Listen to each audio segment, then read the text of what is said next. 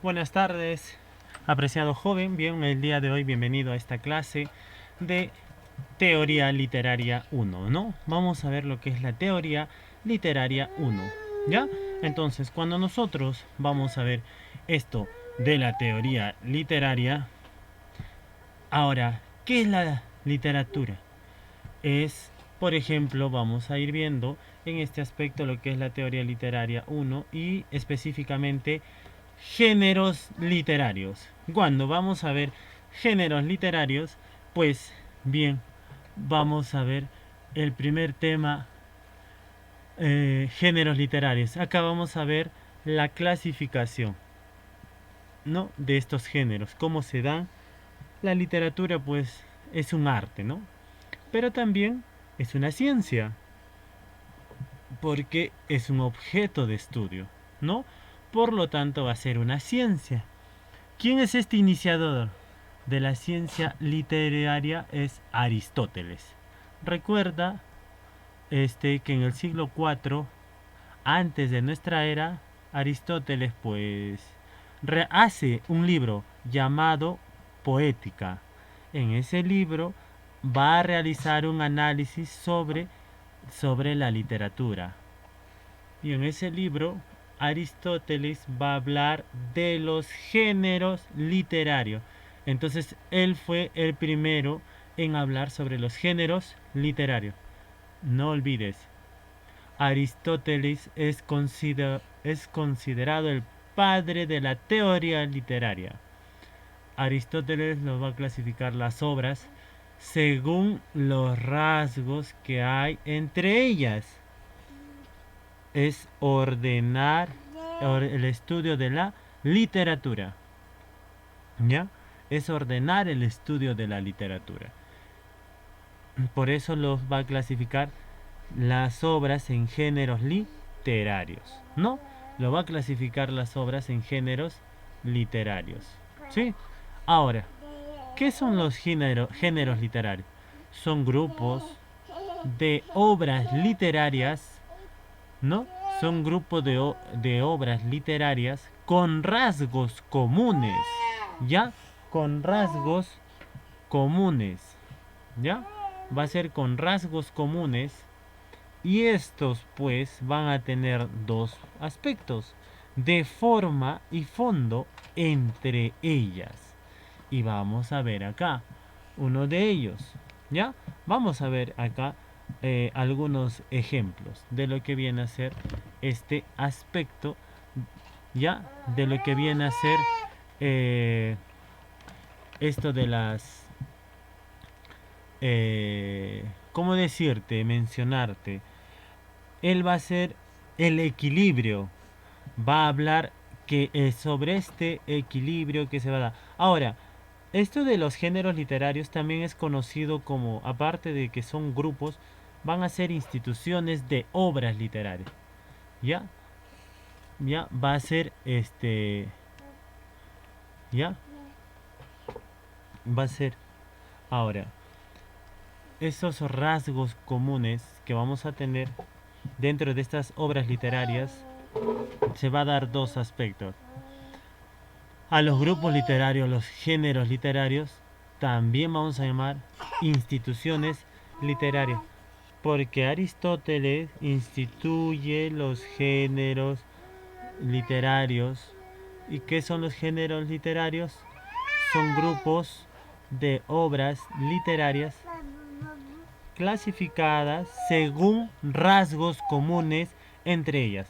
Ahora, estos rasgos comunes entre ellas va a tener de forma y fondo, ¿no?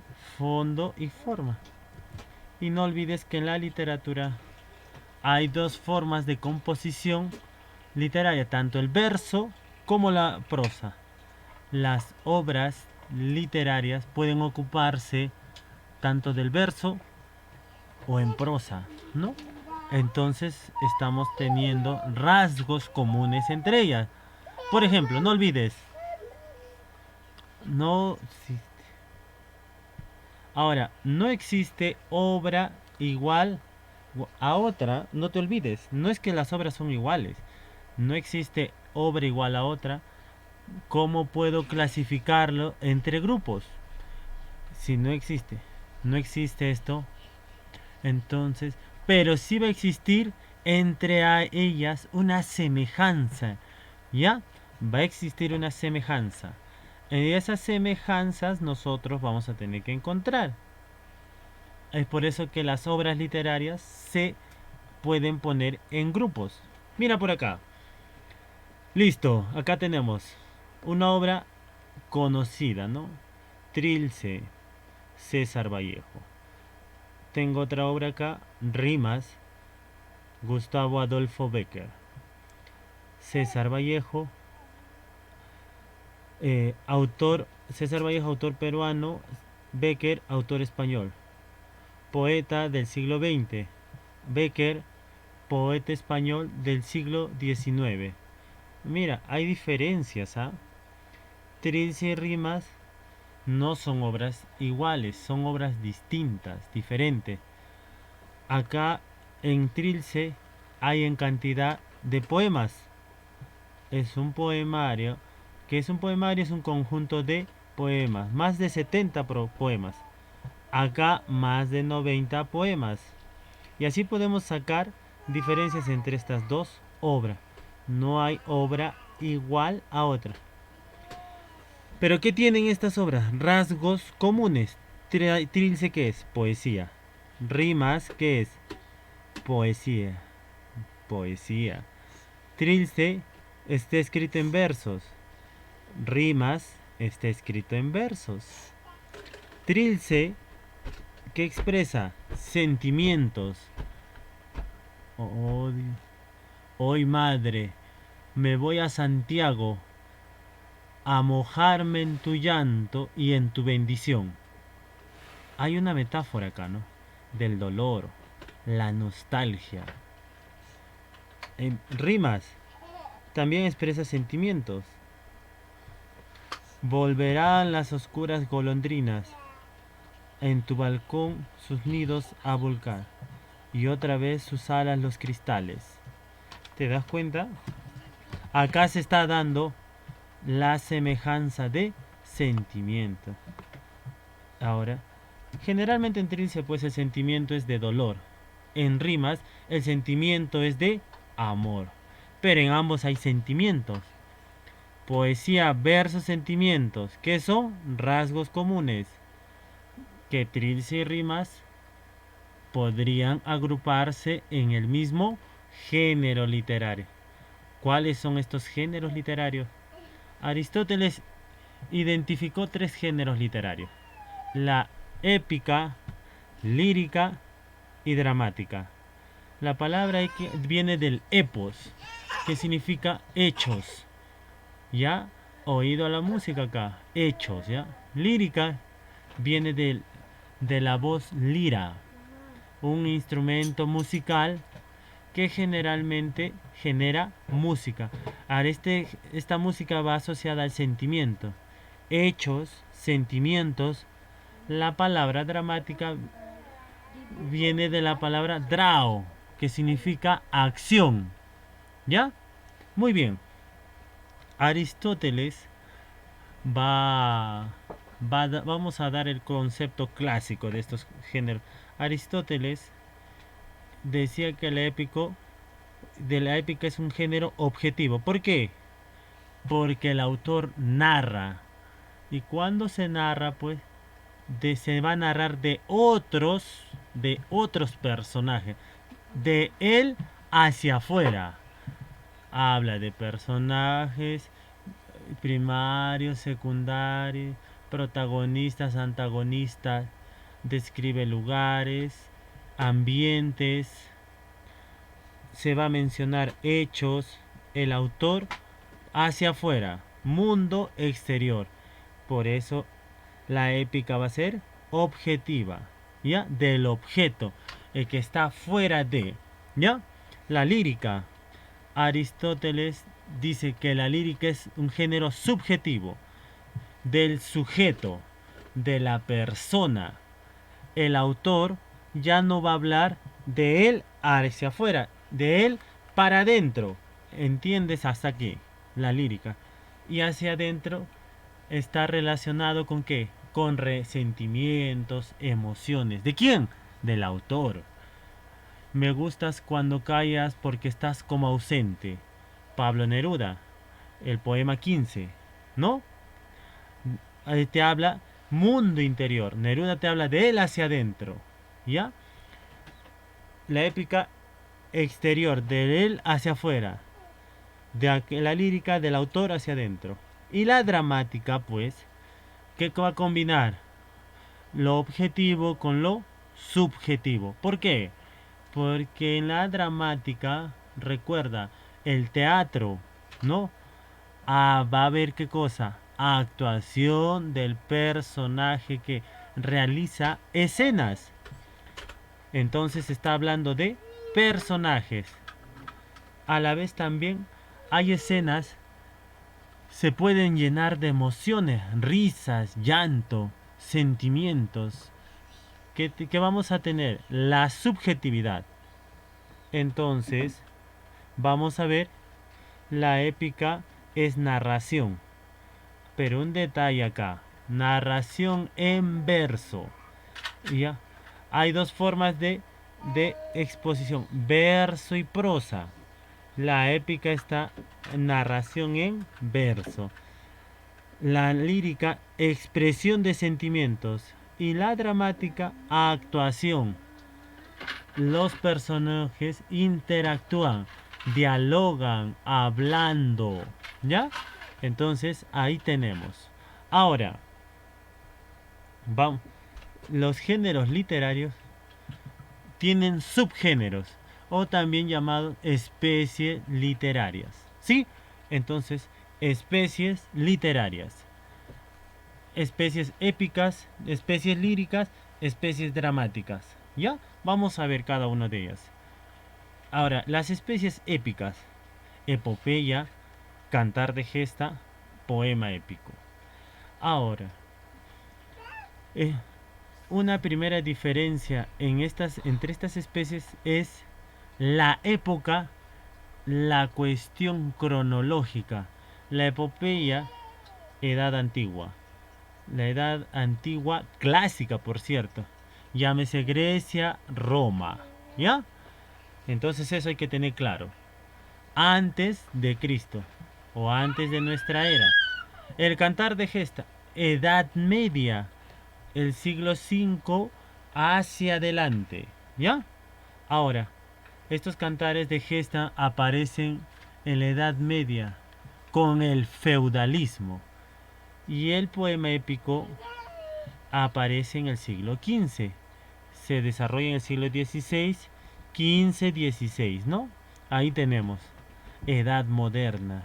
Ya va a haber una cronología: epopeya, Edad Antigua, Edad Media y Edad Moderna. Entonces, la epopeya narra hechos de héroes mitológicos. ¿Se acuerdan de la Ilíada de Homero? De la Odisea de Homero, de la Eneida de Virgilio. La epopeya se basa en la mitología. Entonces, dioses, semidioses, seres fabulosos. La Odisea, ¿recuerda? Cuando Odiseo se enfrenta a quién? A, a monstruos, a seres fabulosos. ¿Te acuerdas de Polifemo? El hijo de Poseidón, ¿no? El dios del mar. Ahí está. En los cantares de gesta es otro momento, Edad Media. Es el feudalismo. Señor feudal, vasallo, siervo, ¿no? El vasallo le jura lealtad al señor feudal, ¿no? Y va a luchar por sus tierras, por su señor. Él lucha. Acuérdense de las guerras por tierras, el feudalismo. Entonces acá aparecen los héroes feudales de la Edad Media, los medievales, también llamado héroes cristianos. Recuerda que la iglesia tiene el poder moral. Entonces, el héroe en los cantares de gesta va a ser, a diferencia de la epopeya que son héroes mitológicos, ahora en los poemas épicos, siglos XV y XVI, Renacimiento, fue una imitación de las epopeyas. Por eso dice imitación de la epopeya, un calco, una copia. Ahora no es eso, sino era que los renacentistas regresan a los inicios para diferenciar, pues se le llama poema épico, pues no. Ahora, esto al género épico, algunos lo llaman el género heroico. Por lo general sus personajes son eso, son héroes, ¿ya? Tienen hazañas, luchas, guerras, ¿no? Tienen todo esto y vamos a tener algunos ejemplos. La Ilíada de Homero, pues no. La Ilíada, Homero, es una epopeya. Dioses, seres meteorológicos, semidioses, seres fabulosos.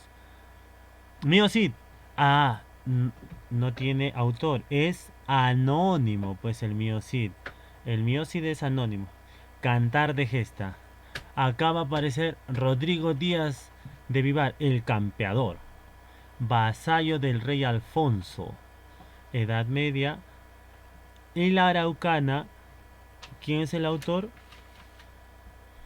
El español Alonso García, el siglo XVI, que narra en verso la conquista de Chile por los españoles al mando del capitán Valdivia, ¿no? Entonces aquí vamos a tener esto. Se da la conquista de Chile y escribe la Araucana en una época que se inspiraban en esas batallas clásicas, ¿no? Por eso se llama poema épico. Bien, aquí tenemos lo que es las especies épicas, que es la lírica, la expresión de sentimientos. Acá va a haber una diversidad de sentimientos. El autor expresa tristeza, expresa entusiasmo, ternura, en fin, todo lo que le inspire los sentimientos. Acá tenemos las principales especies líricas: oda, elegía, égloga, madrigal, epigrama. Vayamos. La oda es alabanza, elogio. El autor expresa un entusiasmo de alabanza hacia alguien o hacia algo, ¿no? Frente al océano, oh semidios, lleno de bondad. ¿Qué notas ahí? Ahí se nota qué cosa en el siguiente verso que te he dicho: admiración, elogio. Esa es una oda. La elegía, acá sí, acá es un cambio, un giro total, porque acá se va a dar, acá, la pérdida de un ser querido. ¿Qué vamos a expresar? Dolor, tristeza, profundo pesar.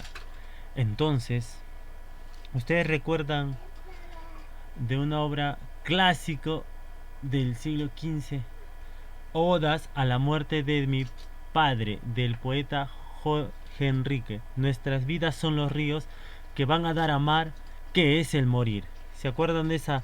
Esa es una elegía. La pérdida de un ser querido, que te provoca dolor, pesar, profundo pesar. Entonces esa es una elegía dentro de la poesía. Égloga. Acá, la naturaleza siempre ha sido un tópico. ¿Qué es un tópico? Es un tema que se desarrolla, así como las guerras, como el amor. La naturaleza ha sido un tópico. Ahora, ha inspirado esta naturaleza a muchos líricos. Muchos líricos le han cantado, le han recitado a la naturaleza. Han asociado sus sentimientos al aire, a las cumbres, a las montañas, todo lo relacionado a la naturaleza. El autor expresa sentimientos asociados a la naturaleza. A esta especie lírica se le va a llamar égloga, sentimiento pastoril. ¿Ya? La naturaleza, la naturaleza se hermosea. Eso es una égloga. Un ejemplo de égloga, Salicio y Nemoroso, del poeta español Garcilaso de la Vega, del siglo XVI. El madrigal. Hay muchos poetas han sufrido decepción amorosa. Ah, ¿no? Tú debes saber eso. Acá, muchos poetas han expresado ese sentimiento. eh, ¿A través de qué? De madrigales. A veces en los madrigales el poeta expresa cierta esperanza al momento de enamorar, o vuelva, esté presente a tu lado. Por eso es que ese amor ha sido de decepción, o a veces se expresa de ternura, halaga a la persona, ¿no? Ahora, también puede ser un amor hacia una madre. Madrigal, madre, ternura. Y el epigrama. Hay poetas que frente a algo, siendo gracioso, ya, o por algo, por alguien, ya, que se va a dar cierta circunstancia, una aventura, o en la que el poeta vivió o pasó una situación, eh, algún personaje, algo imperfecto, ¿no? Surgen los epigramas. ¿Con un fin qué cosa? Sarcástico, burlesco. Ahora, esto no es una burla chabacana, no es una burla que hiera, mal hecha o maliciente, ¿no? No. Esto es, ustedes se acuerdan de érase un hombre pegado a una nariz y era una nariz del, este es del poeta Francisco de Quevedo. Esa es una burla ingeniosa. Ahora vamos a pasar a lo que es especies eh, dramáticas. Acá hay un montón, ¿no? Ahora, acá vamos a tener las especies dramáticas mayores, tragedia, la comedia y el drama. Ahora, ¿no? Acá vamos a ver las principales, las especies dramáticas mayores, que son la tragedia, la comedia y el drama. Ahora, acá también hay especies menores. Por ejemplo, ¿no? Ahora, esas menores son, hay ópera, sainete, entremeses, etcétera, ¿no? Esas son especies menores. Y las mayores, pues te estoy presentando aquí. La tragedia, comedia y drama. Ahora, la tragedia y comedia son dos especies teatrales, ¿no? Ahora, el drama nace después, ¿no? Con los españoles. La tragedia es algo funesto, sangre, a dolor, fatalidad.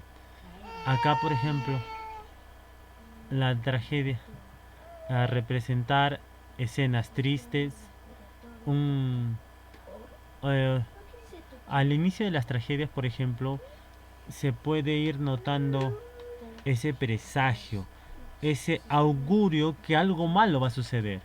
¿Te acuerdas de Edipo, el rey de Sófocles? O Bodas de Sangre.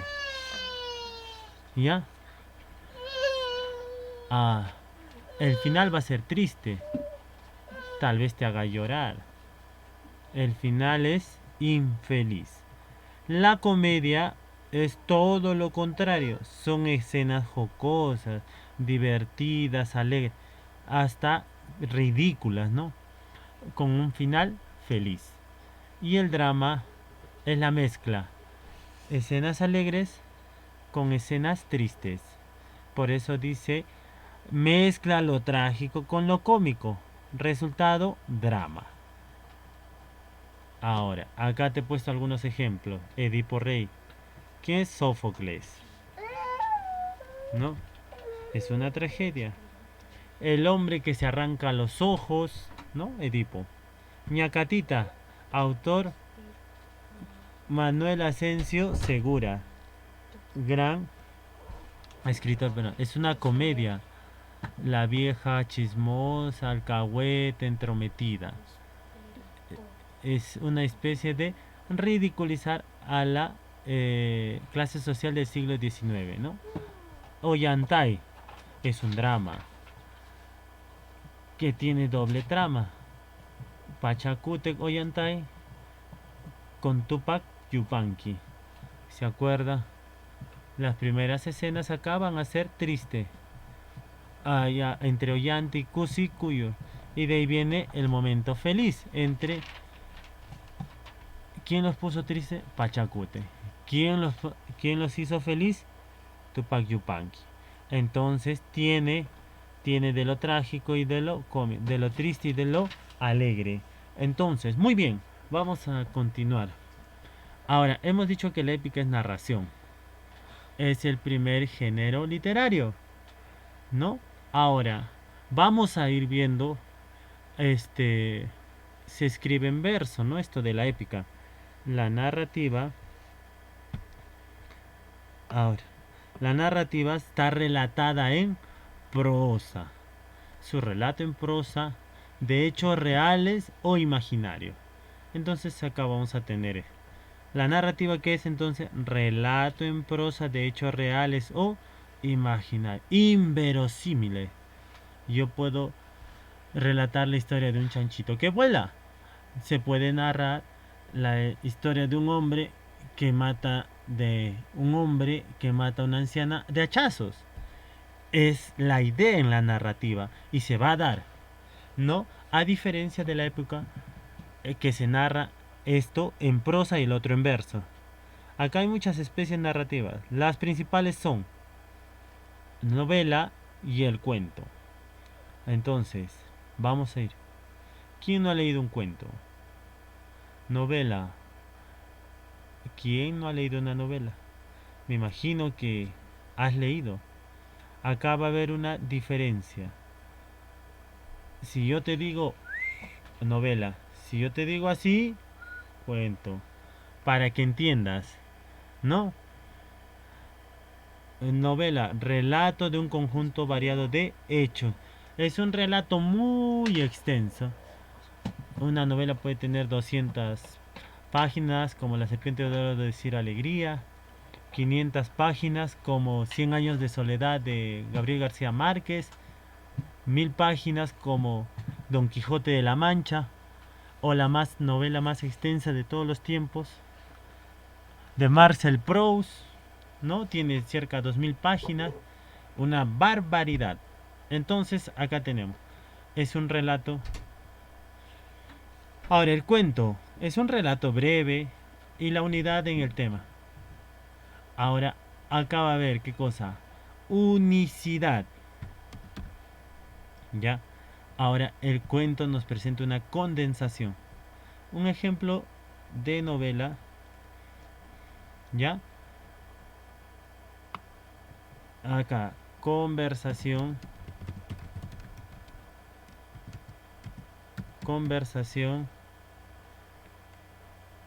en la catedral, ¿no?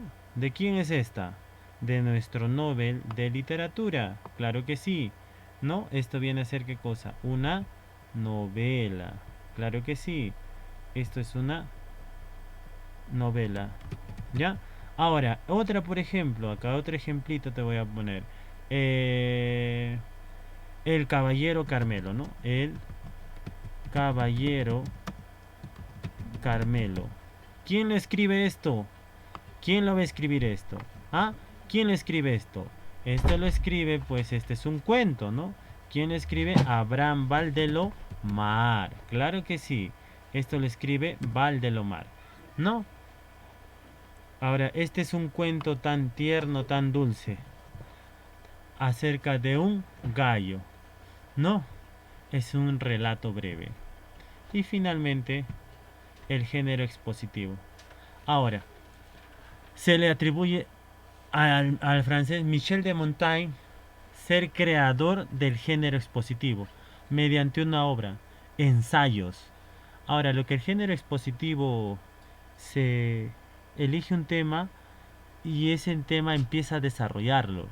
El autor analiza, opina acerca de ese tema. Puede ser un tema social, político, filosófico, literario, ¿no? Etcétera. El género expositivo va a ser un análisis, una opinión sobre un tema determinado o un determinado tema, ¿sí? Y la mejor forma, el género más común del expositivo es el ensayo. No te olvides eso, ¿sí? Entonces, joven, hemos visto lo que son los 5 géneros de literarios, ¿sí? Entonces, de esta forma damos por concluido nuestra clase del día de hoy.